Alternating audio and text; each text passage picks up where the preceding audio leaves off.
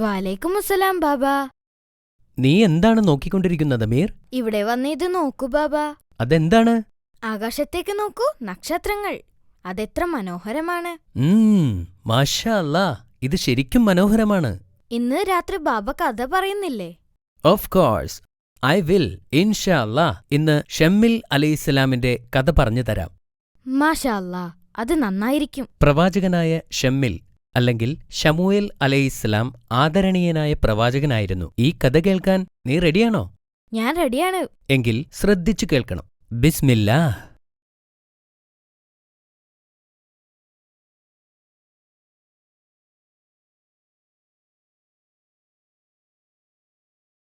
കാലം കുറെ കഴിഞ്ഞു.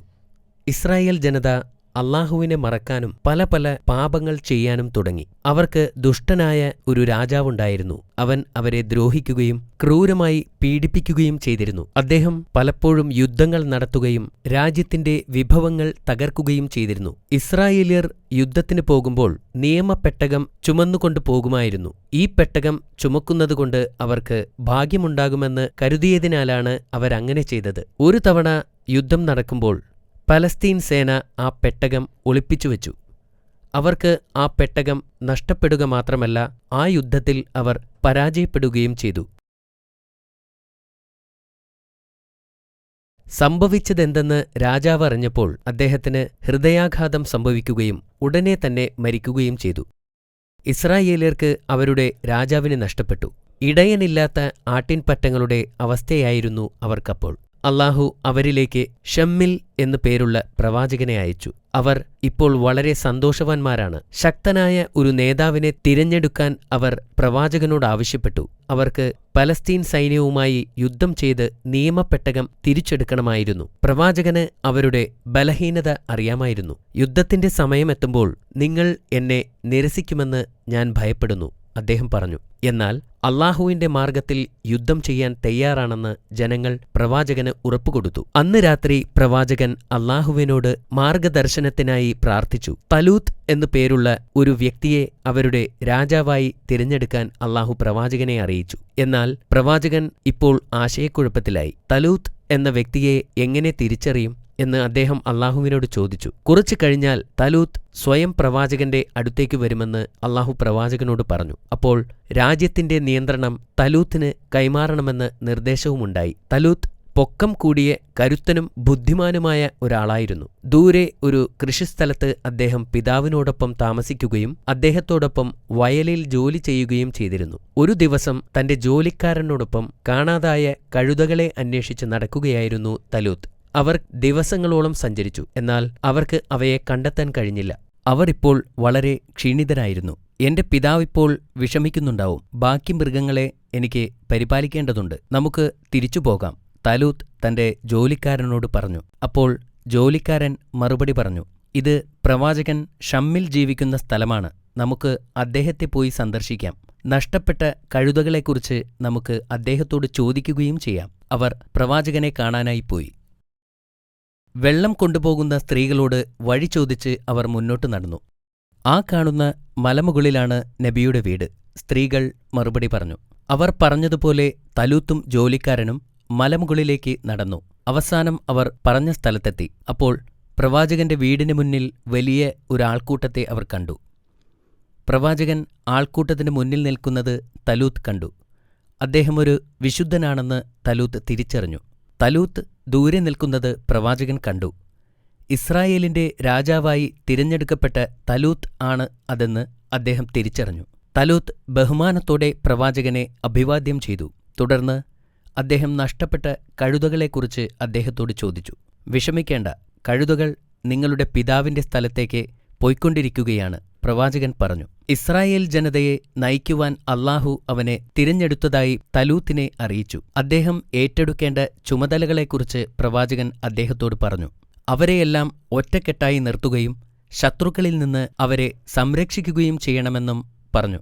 അയാൾക്ക് വാഗ്ദാനം ചെയ്ത ഈ ബഹുമതി കേട്ട് തലൂത്ത് അമ്പരന്നു. അതൊരു വലിയ ഉത്തരവാദിത്വമായിരുന്നു. നേതൃസ്ഥാനം വഹിക്കാൻ അദ്ദേഹത്തിന് അറിയില്ലെന്നും അതിനുള്ള സമ്പത്ത് അദ്ദേഹത്തിനില്ലെന്നും അദ്ദേഹം പ്രവാചകനോട് പറഞ്ഞു.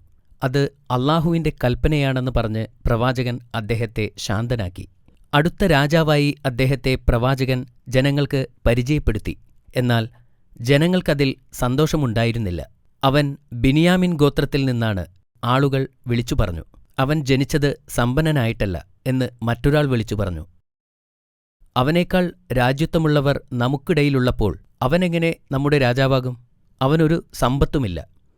എന്നാൽ പ്രവാചകൻ ശാന്തമായി പറഞ്ഞു, തലൂത്തിനെ നിങ്ങളുടെ രാജാവായി അല്ലാഹു നിയമിച്ചതാണ്. അല്ലാഹു ഇവന്റെ കഴിവും അറിവും വർദ്ധിപ്പിക്കും. അവൻ ഉദ്ദേശിച്ചവർക്ക് അവന്റെ ആധിപത്യം നൽകും. അവൻ സർവജ്ഞാനിയാണ്. തലൂത്തിനെ രാജാവായി തിരഞ്ഞെടുക്കുകയല്ലാതെ അവർക്ക് വേറെ വഴിയില്ലായിരുന്നു. അവർക്കതിൽ വിഷമമുണ്ടായിരുന്നു. തലൂത്ത് രാജാവായി നിയമിതനായി. അയാൾ തന്റെ സൈന്യത്തെ സംഘടിപ്പിച്ചു. ഉത്തരവാദിത്വങ്ങൾ ഒന്നുമില്ലാത്തവർ മാത്രം സൈന്യത്തിൽ ചേർന്നാൽ മതിയെന്ന് അദ്ദേഹം ആജ്ഞാപിച്ചു. വിവാഹം കഴിച്ചവർ, ജോലിക്കാർ, കച്ചവടക്കാർ ഇവരൊന്നും സൈന്യത്തിൽ ചേരേണ്ടെന്ന് പറഞ്ഞു. അദ്ദേഹം അവർക്ക് കഠിന പരിശീലനവും കർശന നിയമങ്ങളും നൽകി.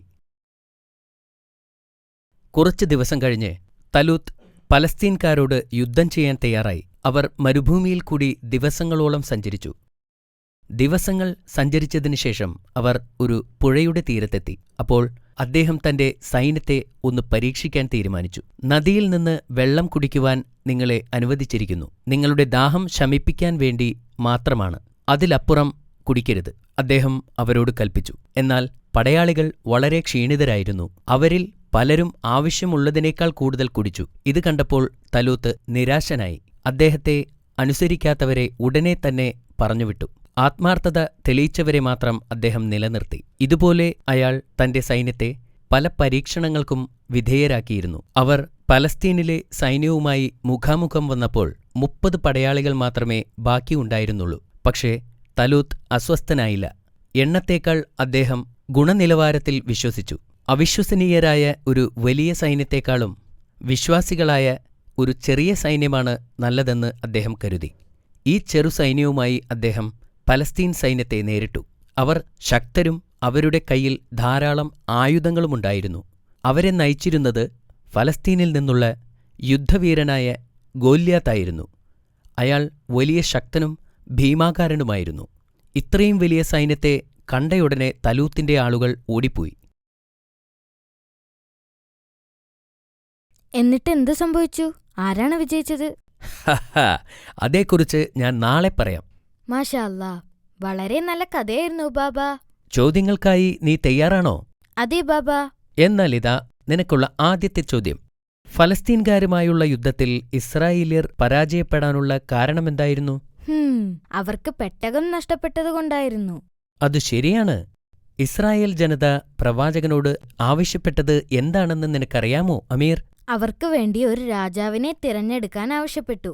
മാഷാ അല്ലാ, അത് വീണ്ടും ശരിയാണ്. നബി തലൂത്തിനെ കണ്ടെത്തിയതെങ്ങനെയാണ്? തലൂത്ത് തന്നെ നഷ്ടപ്പെട്ട കഴുതകളെ അന്വേഷിച്ച് നടക്കുന്നതിനിടയിൽ പ്രവാചകന്റെ നാട്ടിലെത്തുകയായിരുന്നു. എന്തിനാണവർ പ്രവാചകനെ കാണാൻ പോയത്? അവരുടെ കഴുതകൾ എവിടെയാണെന്ന് പറയാൻ പ്രവാചകന് കഴിയുമെന്ന് തലൂത്തിന്റെ ജോലിക്കാരൻ പറഞ്ഞു. മാഷാ അല്ലാ, ദാറ്റ് വാസ് ഗ്രേറ്റ്. നീ എല്ലാം നന്നായി പറഞ്ഞിരിക്കുന്നു. താങ്ക് യു ബാബ. തലൂത്ത് ഏത് ഗോത്രത്തിൽപ്പെട്ട ആളായിരുന്നു? അവൻ ബെന്യാമിൻ ഗോത്രത്തിൽപ്പെട്ട ആളായിരുന്നു. അത് വീണ്ടും ശരിയാണ്. അവസാനത്തെ ചോദ്യമിതാ. ഫലസ്തീൻ